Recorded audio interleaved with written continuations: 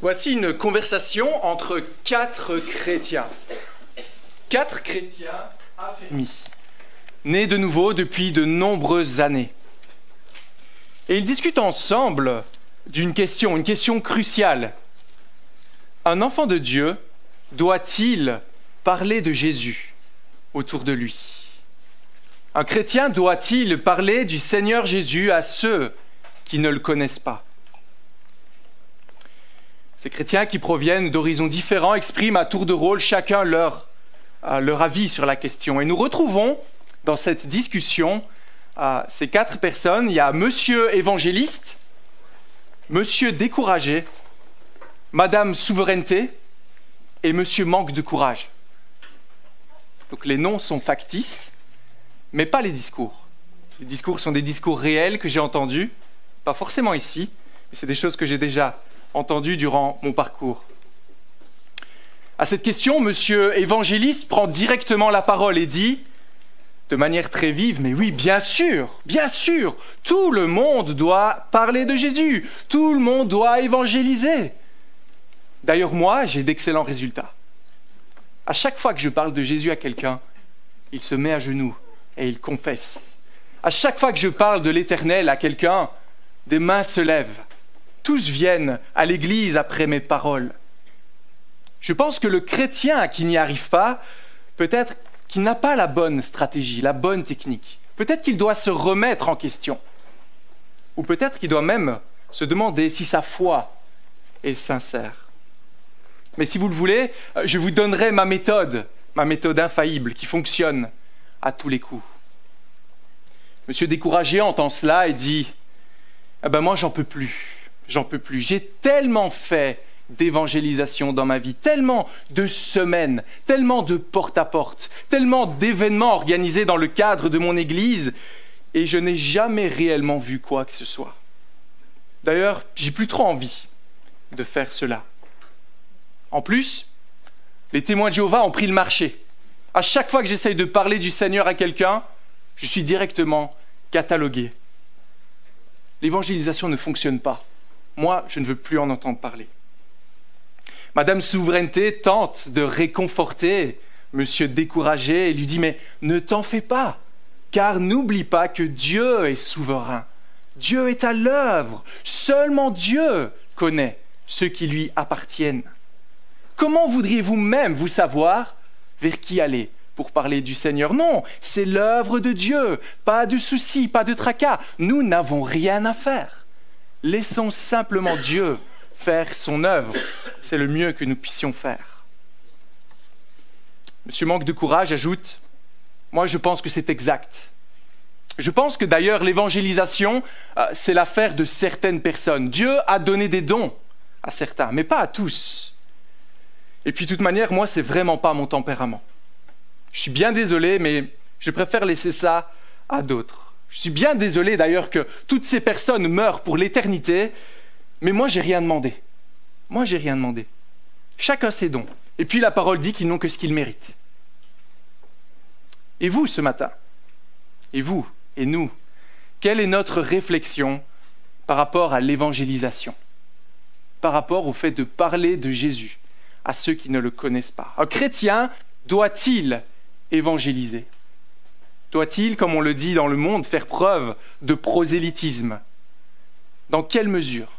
Dans quelles circonstances? Comment faire? Y a-t-il une stratégie, un format, des événements particuliers, une méthode imparable? Ou encore, est-ce proscrit? Est-ce que l'évangélisation ne représente qu'un manque de confiance en Dieu et dans sa souveraineté? Et puis qui même doit faire cela? N'y a-t-il pas des personnes avec des dons spécifiques, une vocation particulière? Quel est le secret de l'évangélisation? Comment réussir cela? Comment être à notre place en tant que chrétien? Voici des questions que nous poserons durant ces prochaines semaines à la parole de Dieu, afin qu'elle puisse nous donner des réponses et que, Dieu voulant, nous puissions nous conformer à l'enseignement de la parole et que cela puisse nous donner de saines habitudes par rapport à ce thème-là. Trouver la manière d'agir qui plaît à Dieu dans ce domaine, trouver la vraie motivation, le vrai moteur, essayer de voir si réellement il y a une technique, un moyen de le faire, une stratégie biblique. Alors ce thème sera développé tout au long des prochaines semaines, il y aura plusieurs prédications sur cela, et je voudrais juste vous demander, s'il vous plaît, ne vous méprenez pas sur peut-être certains termes que je vais employer durant cette série. Pourquoi ? Parce qu'il va me falloir du temps pour expliquer chaque aspect de l'évangélisation. Donc ne dites pas directement, tiens, il a employé ce mot, et donc du coup ça fait de lui un arminien ou autre. N'ayez pas peur, on va développer ça ensemble. Donc je vous demanderai juste un peu de temps avant de me jeter des pierres. Nous allons commencer cette série par un thème que je pense nécessaire, un thème qui va être la base, qui va soutenir toute cette série. On va parler de l'évangélisation en lien avec la souveraineté de Dieu ce matin.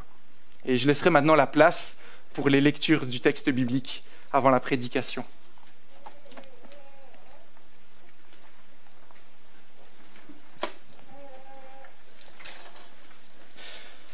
Alors, chers amis, ouvrez vos Bibles dans l'Évangile selon Jean. Évangile selon Jean, au chapitre 6, versets 37 à 40. C'est à la page 811 des Bibles Ésaïe 55, les Bibles rouges de l'Église. Jean 6, 37.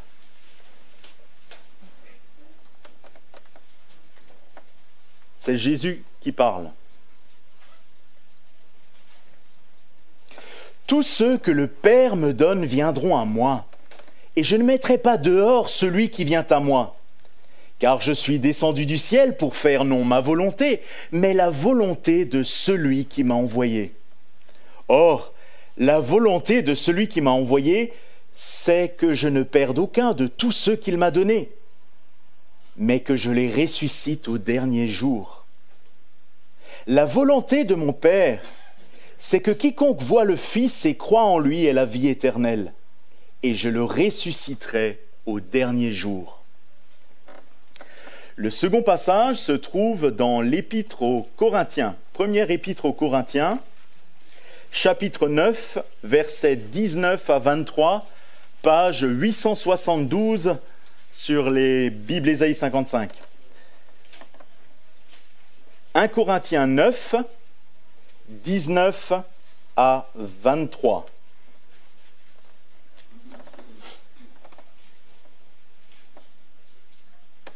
Lisons. Car bien que je sois libre à l'égard de tous, je me suis rendu le serviteur de tous afin de gagner le plus grand nombre. Avec les Juifs, j'ai été comme Juif afin de gagner les Juifs. Avec ceux qui sont sous la loi comme sous la loi, quoique je ne sois pas moi-même sous la loi, afin de gagner ceux qui sont sous la loi. Avec ceux qui sont sans loi comme sans loi, quoique je ne sois point sans la loi de Dieu, étant sous la loi de Christ, afin de gagner ceux qui sont sans loi. J'ai été faible avec les faibles, afin de gagner les faibles. Je me suis fait tout à tous, afin d'en sauver de toute manière quelques-uns. Je fais tout à cause de l'Évangile, afin d'y avoir part. Et notre dernier passage dans Colossiens 4, Colossiens 4, page 999 dans les Bibles rouges. Colossiens 4, versets 2 à 4.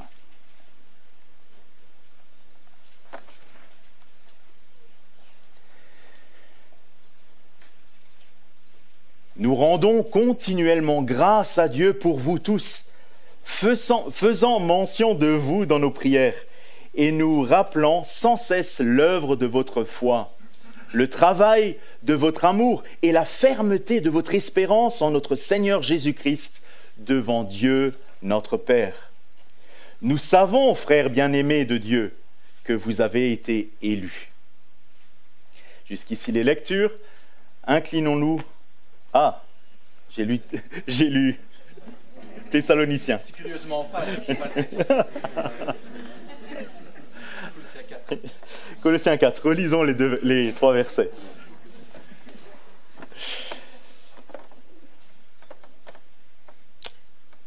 Persévérez dans la prière, veillez-y avec action de grâce, priez en même temps pour nous afin que Dieu nous ouvre une porte pour la parole, en sorte que je puisse annoncer le mystère de Christ pour lequel je suis dans les chaînes, et de faire connaître comme je dois en parler. Jusqu'ici, les bonnes lectures. Je vous invite encore à vous incliner un instant devant Dieu, et après, les enfants pourront aller à l'école du dimanche. Seigneur notre Dieu, nous te prions toujours à nouveau de parler à chacun de nos cœurs. Nous te prions que ta parole fasse mouche là où elle a besoin de toucher, de reprendre, d'exhorter. Et nous te prions de donner à notre frère, notre pasteur Valentin, toute la liberté pour parler de ta part. Ô Seigneur, bénis ta parole pour chacune de nos âmes. Nous te le demandons en Jésus. Amen.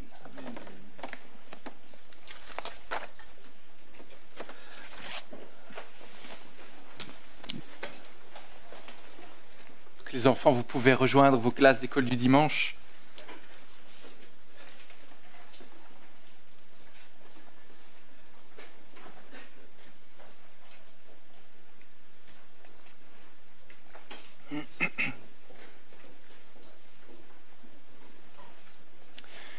La souveraineté de Dieu et l'évangélisation.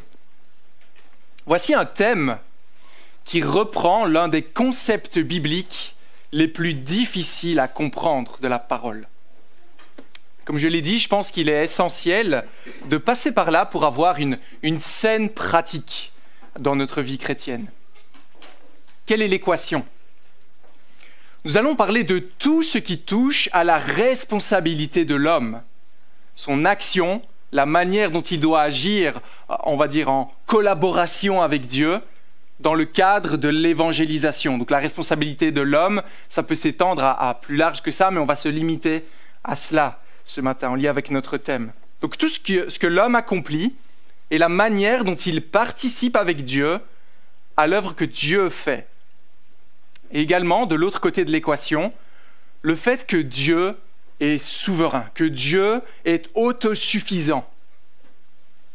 Et même si ça peut sembler complexe de commencer la prédication de cette manière, sachez déjà que ce sont des vérités bien connues et crues par beaucoup de chrétiens, par tout chrétien en fait. Et c'est le premier point ce matin que je vous invite à voir, des vérités connues et crues par tous. Mais je vous propose de reprendre cela depuis le début. De quoi parlons-nous quand on mentionne la souveraineté de Dieu? Qu'est-ce que c'est la souveraineté de Dieu? L'Écriture nous dit de manière très claire que Dieu est souverain sur toutes choses. Il possède une souveraineté absolue sur tout ce qui se passe en ce monde, c'est-à-dire qu'il contrôle absolument tout événement. Il a un contrôle plein, entier sur tout ce qui déroule et tout est fait selon son action et sa volonté, sa permission, selon ce qu'il a décrété. Proverbe chapitre 16, verset 9.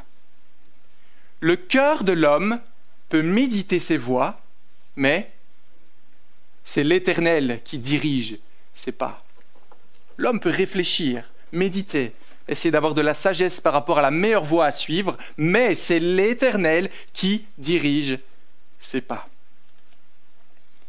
Pourquoi les nations diraient-elles « Où donc est leur Dieu ? Notre Dieu est au ciel. Il fait tout ce qu'il veut. » Psaume 115. Je sais, Éternel, que l'être humain n'a pas autorité sur la voie qu'il suit. Ce n'est pas à l'homme qui marche de diriger ses pas, mais à Dieu. Jérémie 10. Éphésiens chapitre 1 nous dit « En lui, nous avons été désignés comme héritiers ayant été prédestinés suivant le plan. » Notre plan ? Non, le plan de celui qui met tout en œuvre conformément aux décisions de sa volonté, la volonté de Dieu. Tout ça pour dire que Dieu est maître sur chaque micromètre carré, à chaque milliseconde, sur tout l'univers, sur tout ce que nous pouvons voir, et même au-delà. Il dirige la destinée de chacun, le déclin, la prospérité, le malheur, la joie, le salut, la perdition, rien ne peut se passer sans que l'Éternel ne l'ait décrété. Voici qui est notre Dieu, tel que la parole le montre. Mais que dit-elle d'autre, cette parole ? Elle nous parle à de nombreuses reprises de la responsabilité de l'homme. L'homme a été créé comme un être qui prend des décisions dont il est tenu responsable à un moment donné dans sa vie ou dans sa mort. Psaume 62, verset 13. « À toi aussi, Seigneur, appartient la bonté, car tu traiteras chacun conformément à ses actes. » Osée, chapitre 8, verset 7.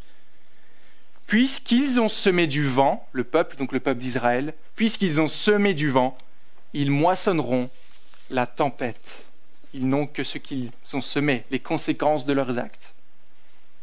Romains chapitre 2, verset 5.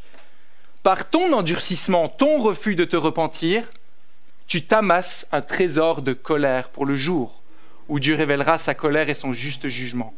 Il traitera chacun conformément à ses actes. À ceux qui, par leur persévérance à faire le bien, recherchent l'honneur, la gloire, l'incorruptibilité, il donnera la vie éternelle. Mais il réserve son indignation et sa colère à ceux qui, par esprit de révolte, rejettent la vérité et obéissent à l'injustice. L'être humain est entièrement responsable de son sort, de ses actes, de ses paroles, de ses pensées. La Bible nous dit que Dieu est souverain et que nous sommes responsables. Êtes-vous d'accord avec cela ce matin ? Êtes-vous d'accord avec ces vérités ? Eh bien, je l'espère, parce que ce sont deux doctrines qu'on voit concrètement dans la vie chrétienne. Ce sont deux vérités avec lesquelles les chrétiens sont d'accord. Pourquoi ? Parce que dans la pratique, c'est ce que nous voyons chez tout chrétien. Et ça peut se résumer ainsi. Tout chrétien croit que Dieu est roi, mais aussi que Dieu est juge. Dieu est roi et Dieu est juge. Allez questionner tout chrétien biblique évidemment, réellement né de nouveau, et il vous dira que Dieu est roi et que Dieu est juste. Qu'est-ce que je veux dire par là ? Chacun affirmera haut et fort que Dieu est le roi des rois. Il est maître sur toutes choses. Comment est-ce qu'on peut dire ça aujourd'hui ? Un exemple simple. Est-ce qu'il vous arrive de prier ? Est-ce que vous priez parfois ? Pourquoi priez-vous ? Qu'est-ce que ça veut dire quand on prie ? Qu'est-ce que la prière au final ? Eh bien, la prière, c'est le moyen par excellence par lequel le chrétien exprime cette réalité de la souveraineté absolue de Dieu. Qu'est-ce qu'on fait quand on prie ? Que faites-vous lorsque vous priez ?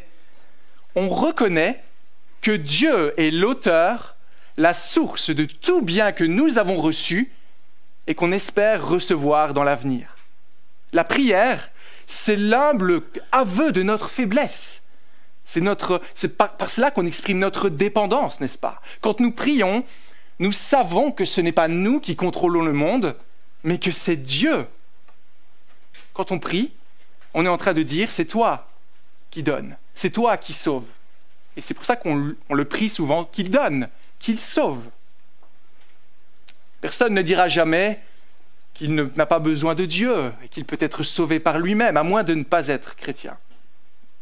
Dieu est roi, Dieu est souverain, mais il est également un juge. Un juge. Que fait un juge ? Il juge, il condamne, il évalue les actions et les individus des uns et des autres. Et voici à nouveau une réalité avec laquelle tout chrétien sera d'accord. Quand on regarde à l'Évangile, nous voyons que l'être humain a péché contre Dieu. Il s'est rebellé contre Dieu. À cause de sa désobéissance, il mérite de passer en jugement et d'être condamné par le Dieu 3 fois saint, de payer pour son infraction, de payer pour son péché. Personne ne dira jamais en arrivant devant Dieu « c'est ta faute, c'est toi qui m'as fait comme ça. Je ne suis pas tenu responsable parce que tu m'as conçu ainsi. » Alors ça, c'est peut-être des choses qu'on entend dans le monde, mais ce ne sont pas des paroles qui se trouveraient dans la bouche de chrétiens réellement nés de nouveau. Maintenant, voyez-vous pourquoi c'est tellement important de comprendre cela ? si on n'est pas maître de nos actes, eh bien on ne peut pas être jugé par rapport aux actes qu'on fait. Et ce principe existe même dans notre monde. Avant de juger une personne qui aurait commis une série de crimes, on va faire un test psychologique. Pourquoi ? Pour voir si elle était réellement apte à faire cela, si c'était réellement elle qui faisait cela, si elle est réellement responsable de cela. Mais parce que Dieu juge, nous savons que nous sommes responsables de nos actes. Maintenant, peut-être vous vous demandez où est-ce que je veux en venir avec tout ça. Ça fait un quart d'heure que Valentin vous parle de deux vérités avec lesquelles tous chrétiens sont d'accord. Étrange, non ? Quel est le lien avec notre thème ? Pourquoi on commence par là ? Eh bien simplement parce que voici deux vérités bien connues. Souveraineté de Dieu, évangélisation. Voici deux thèmes avec lesquels tous chrétiens sont d'accord, mais maintenant, mettez-les ensemble et voyez ce qui se passe. Que se passe-t-il ? Tiens, mais si Dieu est réellement souverain sur toute chose, est-ce que l'homme est réellement responsable ? Et si l'homme est responsable, est-ce que Dieu est réellement souverain sur tout ? Si lui décrète ses moindres pas, alors est-ce que l'homme peut être blâmé de la direction qu'il suit ? Et inversement, ça commence à poser problème. Surtout par rapport à notre esprit humain qui veut pouvoir remettre de l'ordre dans tout ça, et particulièrement dans l'évangélisation. Le problème, c'est qu'en essayant de rendre tout cela cohérent pour nos esprits, on est en train de glisser et on tombe vers des excès. Et même au sein de notre assemblée ici, si chacun donnait un peu sa définition de l'évangélisation, je suis sûr qu'il y aurait parfois des visions totalement opposées. C'est pour ça que je pense utile de nous confronter à cette vérité qui peut sembler complexe. Et c'est le deuxième point ici, pour nous ce matin, deux vérités qui nous posent d'énormes problèmes, des vérités qui nous posent d'énormes problèmes. Des balances faussées. Qu'est-ce que c'est une balance faussée ? Est-ce que c'est normal d'avoir une balance faussée ? Une balance faussée, ce serait une balance qui ne nous donnerait pas le poids exact d'un côté ou de l'autre, n'est-ce pas ? Eh bien, sachez que tout chrétien est comme cela, comme une balance faussée. Dans la vie chrétienne, on penche toujours dans un sens ou dans l'autre. On n'est jamais parfaitement équilibré. Il faut vraiment comprendre cela. Ça doit nous rendre humbles ce matin. On n'est jamais parfaitement équilibré dans notre compréhension de Dieu, dans notre théologie. Soit on sera trop légaliste ou trop laxiste. On s'appuiera sur la grâce de Dieu ou sur la loi de Dieu ou sur l'amour de Dieu ou sur la colère de Dieu. Il y a toujours un peu ce tempérament. On est toujours plus dans un sens que dans l'autre. Maintenant, quel est le problème d'une balance faussée ? Ça ne nous rendra jamais la vraie valeur de ce qu'on est en train de montrer là. Il y aura toujours un décalage, voire même un mensonge par rapport à la vérité. Pourquoi est-ce ainsi ? Pourquoi est-ce qu'on est tous comme des balances faussées ? Plusieurs éléments entrent en compte. Bien parfois simplement à cause de notre éducation, notre tempérament, notre culture d'église, tout ce par quoi nous sommes passés, à cause de notre vécu, de nos expériences, de nos convictions.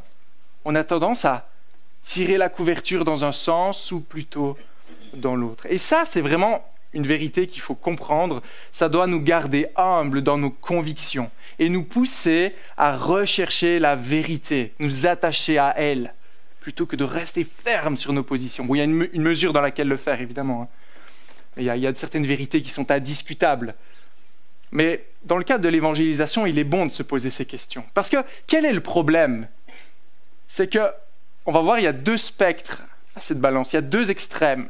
Et qu'on soit d'un côté ou de l'autre, ou qu'on ait tendance à tendre d'un côté ou de l'autre, eh bien ça aura des effets concrets, pratiques, dans la manière dont on évangélise, dont on parle du Seigneur.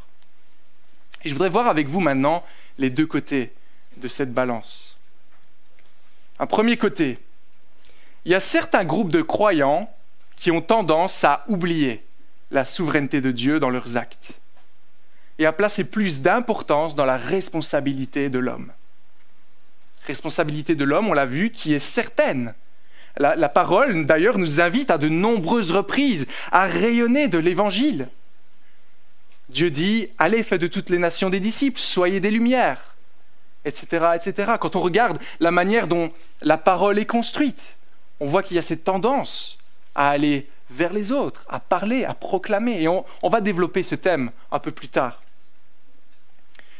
Quand on parle du Seigneur à certaines personnes, on parle souvent d'un combat spirituel qui est là. L'homme inconverti, voyant ce choix, est responsable du choix qu'il va prendre. Lorsqu'on annonce l'Évangile, responsable de dire oui au Seigneur ou de lui dire non. Il fera probablement tout pour fermer les yeux, faire taire sa conscience sur le choix qu'il doit prendre par rapport au Seigneur. Alors nous, qui proclamons ce message, que devons-nous faire ? C'est alors qu'on doit se servir de tous les moyens pour convaincre de l'importance de ce choix qui est devant lui, ce choix éternel. Où est-ce qu'on voit ça dans la parole ? On voit ça avec Paul, notamment, qui est un exemple particulier de cela.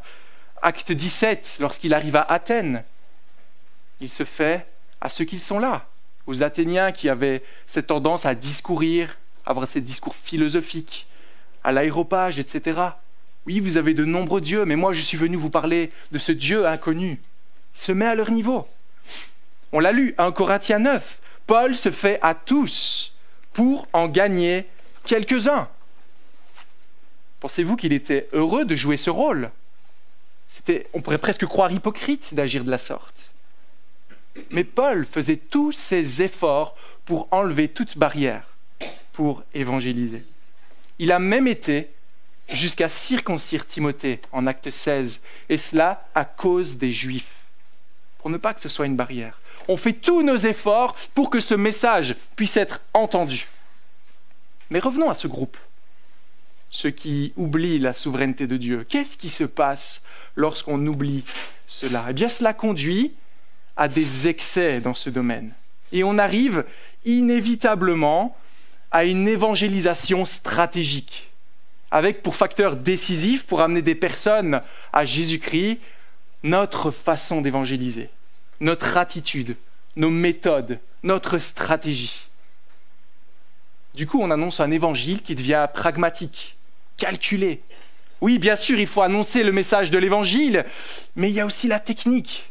Il faut de bons arguments, une défense de la foi en béton, peut-être des dons relationnels extraordinaires, une étude de notre contexte pour pouvoir interpeller.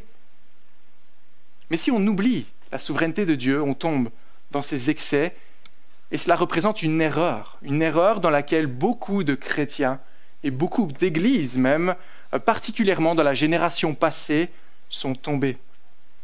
Et là, je pense particulièrement aux événements d'évangélisation sous tente, Billy Graham et autres, qui ne sont pas mauvaises, mais qui ont pendant un moment représenté le modèle même de l'évangélisation qui réussit, qui marche, qui fonctionne. Quel est le problème d'agir de la sorte ? Il faut savoir que si on néglige la souveraineté de Dieu, inévitablement, on va chercher à faire l'œuvre de Dieu à sa place. Pensez-vous que ce soit possible ? Faire l'œuvre de Dieu à sa place. Déjà, ça met un poids énorme sur nos épaules. Si des personnes viennent au Seigneur en fonction de la manière dont on parle, si on a les arguments, si on a la connaissance, waouh, quelle responsabilité, les amis. Deuxièmement, ça peut décourager, ça peut frustrer. Qu'est-ce qui ne va pas avec moi ? Les gens ne veulent rien savoir du Seigneur. Et on va voir pourquoi c'est ainsi dans un instant. Ça, c'est le premier excès. Deuxième excès, tentation opposée maintenant, c'est celle de nous préoccuper uniquement de la doctrine de la souveraineté de Dieu. Il existe des chrétiens qui ne pensent qu'à la souveraineté de Dieu. Pourquoi ? Parce que c'est peut-être quelque chose qu'ils ont compris lors de leur conversion. L'homme est mauvais, il ne peut rien faire par lui-même, tout est l'œuvre de Dieu, depuis le salut jusqu'à la glorification. Tout vient de Dieu, rien de moi.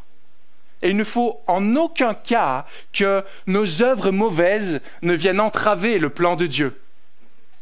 Et peut-être que durant de nombreuses années, eh bien, certains ont pensé que c'était eux qui étaient le centre de leur vie. Et un jour, ils ont compris qu'en fait, non, c'était Dieu qui est le centre. Et cela avec vérité. Ils comprennent de manière vraie que le chrétien ne doit jamais s'imaginer indispensable pour Dieu, surtout pas pour le salut. Dieu fait son œuvre, il n'a pas besoin de nous, il n'en a jamais eu besoin. Le monde tournait avant nous, il continuera de tourner après nous. Dieu n'a pas besoin de nous et tout cela est vrai. Mais maintenant, voyez-vous le problème qui apparaît quand on oublie le sens vers lequel nous conduit la parole, qu'on se focalise uniquement sur un aspect au détriment du reste. Il y a d'autres excès qui apparaissent, lesquels on peut voir apparaître une démission de nos responsabilités. Et on verra plus en détail la manière ce qui nous rend responsables de cela dans les prochaines prédications. On démissionne, on n'évangélise plus, on ne parle plus du Seigneur à personne, car c'est l'œuvre de Dieu. Mais ce qu'il faut comprendre ce matin, c'est que faire appel à la souveraineté de Dieu pour minimiser la nécessité urgente, pressante, prioritaire de prêcher l'évangile à ceux qui se perdent, en fait, ça revient à déformer le sens de cette doctrine. Jésus utilise une formidable illustration quand il dit « Vous êtes la lumière du monde ». On l'a vu dans la série des « Je suis ». Vous êtes la lumière du monde. Ceux qui croient en lui sont la lumière également dans ce monde de ténèbres. Mais la lumière ne doit pas être cachée sous le boisseau. Elle doit éclairer. Sinon, elle ne sert à rien. Et c'est à nous de veiller à ce qu'elle le fasse. Voici les deux extrêmes. Et notre plus grand problème maintenant, c'est que beaucoup tentent de réconcilier ces deux positions. Beaucoup tentent de réconcilier ces vérités en les rendant acceptables. Mais en fait, ça ne fait que de déformer une réalité pourtant tellement importante. Alors, que faire? Qu'est-ce qu'on va faire avec ça? Que fait la parole? Que fait la Bible? La parole n'occulte pas ce problème. C'est ce que je vous propose de voir maintenant dans ce troisième point. Deux vérités qu'il nous faut absolument maintenir ensemble. Deux vérités qu'il faut absolument maintenir ensemble. Et je vous invite à regarder avec moi encore une fois Jean chapitre 6, verset 37.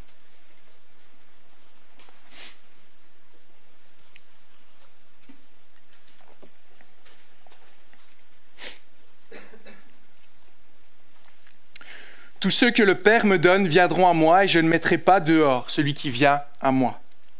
En effet, je suis descendu du ciel pour faire non pas ma volonté, mais celle de celui qui m'a envoyé. Or, la volonté du Père qui m'a envoyé, c'est que je ne perde aucun de tous ceux qu'il m'a donnés, mais que je le ressuscite au dernier jour. En effet, la volonté de mon Père, c'est que toute personne qui voit le Fils et croit en lui ait la vie éternelle, et je le ressusciterai au dernier jour. Que se passe-t-il ici? Jésus parle ici, et voyez-vous ce qu'il dit? Il maintient ces deux vérités côte à côte. Voyez le verset 37. Tous ceux que le Père me donne viendront à moi. Le Père donne ceux qui doivent être sauvés, comme un cadeau que l'on donne. Et je ne mettrai pas dehors celui qui vient à moi, celui qui prend ses petites jambes et qui vient à Christ dans la foi. Verset 40. En effet, la volonté de mon Père, c'est que toute personne qui voit le Fils et qui croit ait la vie éternelle. Et ce matin, au vu d'un tel texte, je vous inviterai à aller dans le même sens. Qu'est-ce que je veux dire? Je suggérerais qu'il faut impérativement maintenir ces deux vérités côte à côte, sans chercher à les réconcilier. Pourquoi? Pourquoi est-ce qu'on veut faire ça? Eh bien, simplement parce qu'on ne réconcilie pas deux amis. On ne réconcilie pas deux amis. La Bible ne le fait pas. Elle ne cherche pas à nous expliquer comment ça fonctionne, la responsabilité de l'homme et la manière dont Dieu agit. La souveraineté de Dieu, la responsabilité de l'homme ne sont pas ennemis, mais fonctionnent ensemble. Un autre exemple, Acte 18, verset 9. Vous pouvez peut-être venir avec moi, ça pourrait être utile. Acte 18, verset 9.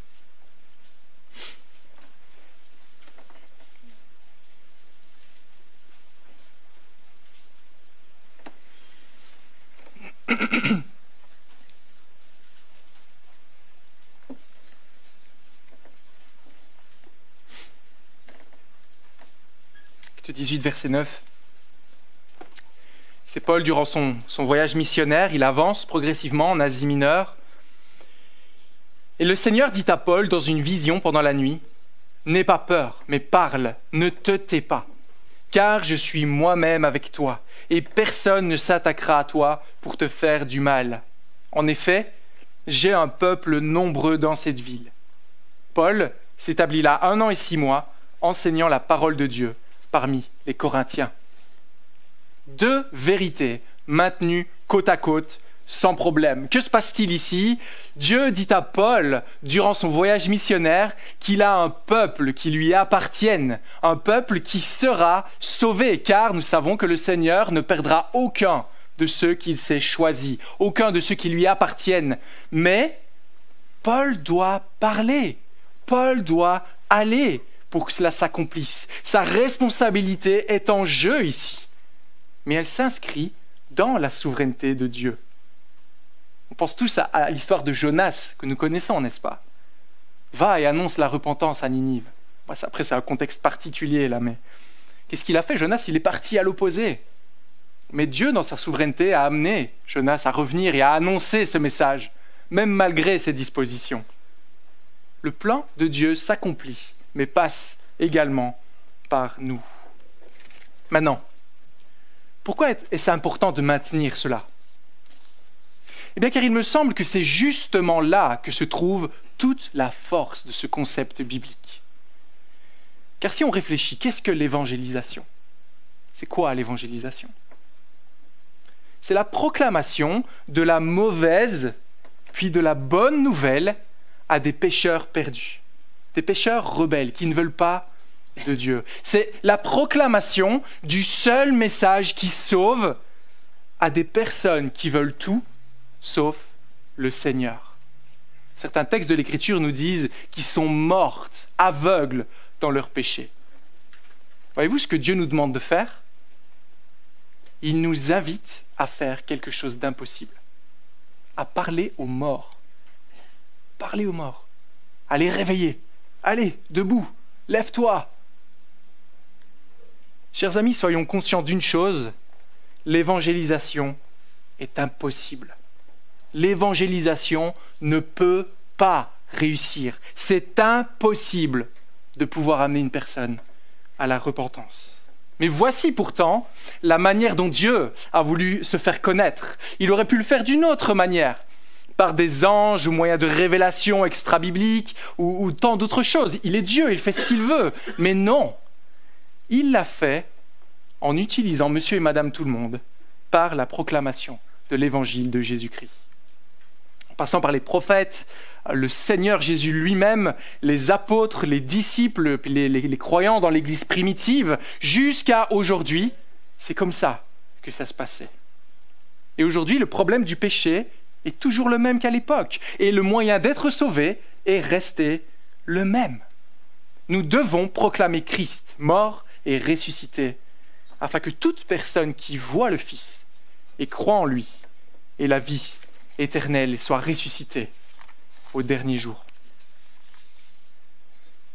Qu'on le veuille ou non, l'évangélisation reste tout de même impossible, même si Dieu nous demande de faire cela. Alors maintenant, voyez-vous comment l'autre vérité vient compléter cela? Par notre proclamation, Dieu ouvre les yeux de ceux qui lui appartiennent. Nous sommes responsables, en quelque sorte, de présenter ce message, mais c'est Dieu qui œuvre dans les cœurs pour ouvrir les yeux. Nous le savons, n'est-ce pas? Et nous avons en quelque sorte le privilège d'être des outils entre ses mains. Ce n'est pas à nous de forcer, ce n'est pas à nous de secouer la personne. C'est Dieu qui ouvre les yeux. Voyez-vous ce qui vient tout juste de se passer? L'évangélisation est tout d'un coup rendue possible. Tout d'un coup rendue possible. Alors comment éviter les deux extrêmes qu'on a décrits avec les deux côtés de cette balance? Eh bien, en nous efforçant de croire ces deux doctrines de tout notre cœur, en les gardant constamment devant nous pour qu'elles nous guident tout au long de notre vie. Vous voyez, il ne faudra pas qu'une compréhension démesurée de la souveraineté de Dieu ou de la responsabilité de l'homme nous conduise à une pratique non biblique de l'évangélisation. La souveraineté de Dieu n'enlève pas notre responsabilité, n'enlève rien en ce qui concerne la nécessité d'aller trouver ceux qui ne croient pas dans le Seigneur. Ça ne change rien à l'urgence, ça ne change rien dans la sincérité de nos paroles. Ce n'est pas pour ça qu'on doit bâcler, mais on ne doit pas oublier que tout ça, c'est l'œuvre de Dieu. Le Seigneur Jésus l'a dit lui-même. Si vous ne vous repentez pas, vous périrez tous, dit le Seigneur. Ça, c'est encore une parole qui nous adresse d'ailleurs ce matin, pour ceux qui ne sont pas en Christ. Sachez que si vous refusez ce message, vous allez mourir. Et ce sera votre faute. Ce ne sera pas la faute de Dieu. Donc ne recherchons pas à expliquer, diluer, modifier le message, car la Bible ne le fait pas en fait ici. Elle expose simplement ces deux vérités côte à côte. Et je vais terminer avec un dernier point qui nous indiquera les implications d'une bonne compréhension de ce thème. Voilà ce qui doit vraiment nous intéresser ce matin. J'espère que ce n'est pas trop technique ce matin, que je ne vous ai pas trop endormi.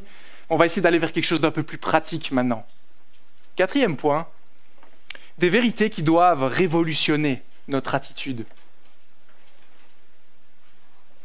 Quels effets doivent avoir ces doctrines sur nous?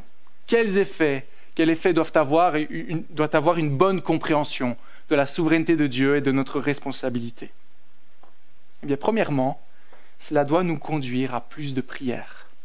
Plus de prières. Pourquoi? Pourquoi est-ce qu'on voudrait prier? Car Dieu est souverain sur le salut. Car Dieu a un peuple qui lui appartient et donc tout commence là. Vous voyez, on ne va pas se poser la question comment faire, que dire, vers qui aller, dans quel lieu, comment lui parler, combien de fois je dois le voir avant de lui présenter Christ. Non! L'évangélisation, ça commence dans le secret de votre chambre, sous le regard de l'Éternel, en l'implorant d'agir pour sauver. Croyez-vous en la souveraineté de Dieu ce matin? Si oui, montrez-le, prouvez-le. C'est plus qu'une théorie abstraite ici. C'est plus qu'un mot que l'on place dans certains moments de nos vies. La souveraineté de Dieu doit se voir concrètement. Alors on va prier, mais on va le faire réellement parce qu'on sait que c'est seulement Dieu qui peut ouvrir les yeux. C'est le seul moyen. Alors on prie. On prie que Dieu prépare les cœurs, mais qu'il prépare nos cœurs également. On prie de manière concrète à mon voisin qui ne connaît pas le Seigneur, qui s'envoie une perdition éternelle, mon ami, un membre de ma famille. On écrit son nom sur le frigo, dans ma Bible. Et tous les jours, on prie. À chaque instant, on prie. Seigneur, ouvre-lui les yeux, car toi seul peux le faire. On prie qu'il nous montre l'urgence, qu'il change notre cœur, qu'il nous donne de croire en sa souveraine action dans le salut, qu'il nous donne un amour pour les perdus. Parce que nous n'aimons pas les perdus autant que Dieu lui-même les aime. C'est parfois choquant de s'imaginer ça. Mais c'est la réalité. Dieu, donne-moi d'aimer ceux qui ne te connaissent pas. Vous ne savez pas comment évangéliser ce matin, vous ne savez pas par où commencer. Voici une première clé. Une première clé directement liée au thème de la compréhension de notre responsabilité et de la souveraineté de Dieu. Notre responsabilité, c'est de prier pour des conversions, pour un réveil, pour tout ce que vous voulez. Mais priez que Dieu agisse, que le Dieu souverain agisse selon sa souveraine volonté. Et c'est d'ailleurs l'exemple que nous montre la parole en Colossiens 4. On l'a lu. Paul prie, il dit « S'il vous plaît, priez pour moi, afin que je parle de la manière dont je dois en parler. » Comment ont eu lieu les plus grands réveils à travers l'histoire? Par les moments de prière. Les plus grands réveils, oui, je dis bien, par les efforts de prière. Les événements où les personnes se rassemblaient et priaient. S'il te plaît, Seigneur, fais une œuvre dans ce monde. Fais une œuvre dans notre ville. Prions, mais faisons-le. Et je confesse que souvent, c'est pas mon cas. Il y a des moments, il y a des élans où on se dit, mais oui, mais ces personnes se perdent, et puis alors on continue notre vie. Mais prions, revenons à cela. Et on va voir pourquoi dans d'autres prédications. Je ne vais pas tout dire aujourd'hui.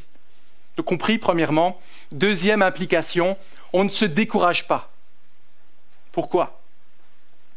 Nous devons briller de Jésus-Christ autour de nous, mais n'oublions pas que la souveraineté de Dieu, c'est le seul élément qui nous donne un espoir de succès, si je peux l'exprimer ainsi.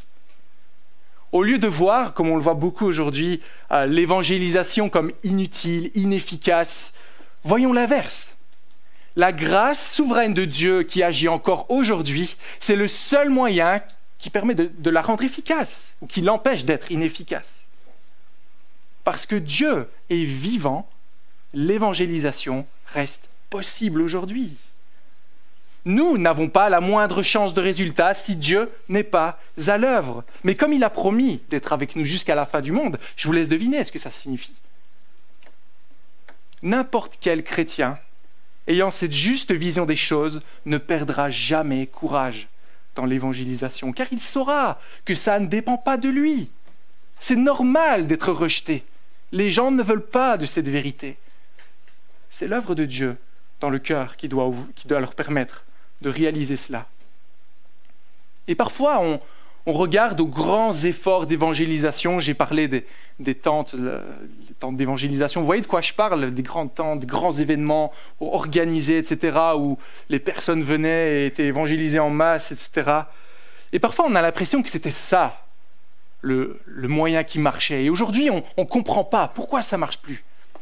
On fait des événements, personne ne vient. Il y a peut-être une personne et elle part aussi vite que c'est terminé. Pourquoi? Est-ce qu'il y a un problème avec nous? Non, parce que le monde ne veut pas de Dieu. Voilà l'explication. Et si vous êtes découragé ce matin dans l'évangélisation, je voudrais juste vous donner un remède, juste rapidement. Eh bien, premièrement, il faut admettre qu'on a eu tort. On a eu tort de penser qu'une méthode d'évangélisation, même bien mise en œuvre, pouvait donner du résultat. Souvent, si on est déçu, c'est parce qu'on a fait nos efforts et que ça n'a pas marché. Et ça montre qu'on s'appuie sur nos efforts plutôt que sur Dieu. Deuxièmement, il faut comprendre que puisque le cœur de l'homme est complètement fermé à l'évangile, on ne doit pas s'étonner si nos efforts n'aboutissent pas à des conversions.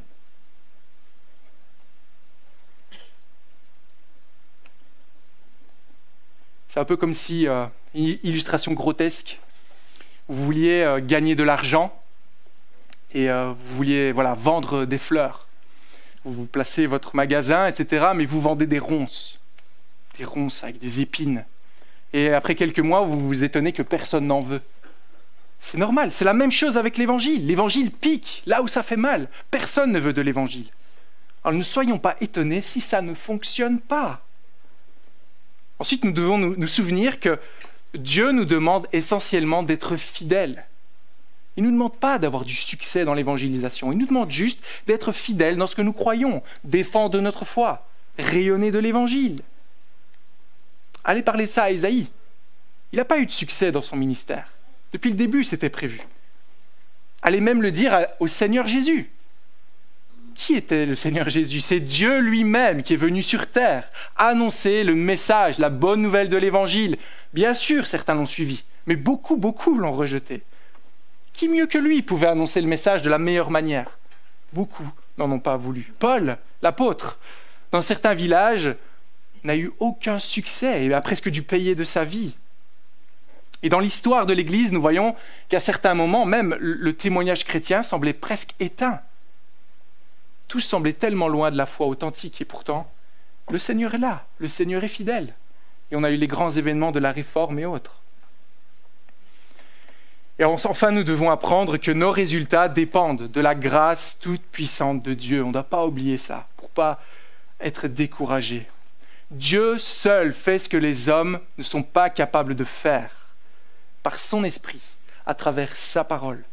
Dieu seul accomplit cette œuvre dans les cœurs. Nous le savons, mais mettons cela dans le contexte de l'évangélisation. Peut-être que vous essayez de parler à certaines personnes autour de vous. Ça ne marche pas.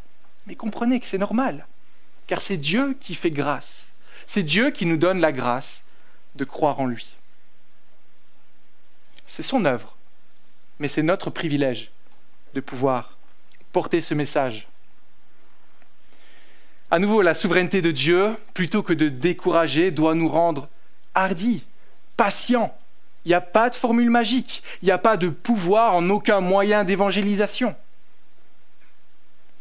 Donc voyez-vous pourquoi cette doctrine de la souveraineté de Dieu et de la responsabilité de l'homme est tellement importante en ce début de série. Et je termine avec ça. Car ça forme le pilier même de l'évangélisation. Le seul soutien pour l'évangéliste en toutes circonstances. C'est le seul moyen qui nous conduit à développer de bonnes attitudes de dépendance, à prier, à être patient et à être confiant en Dieu. Je vais m'arrêter là et on va développer ces thèmes ces prochaines semaines en gardant toujours à l'esprit cette base. Dieu est souverain et nous sommes responsables.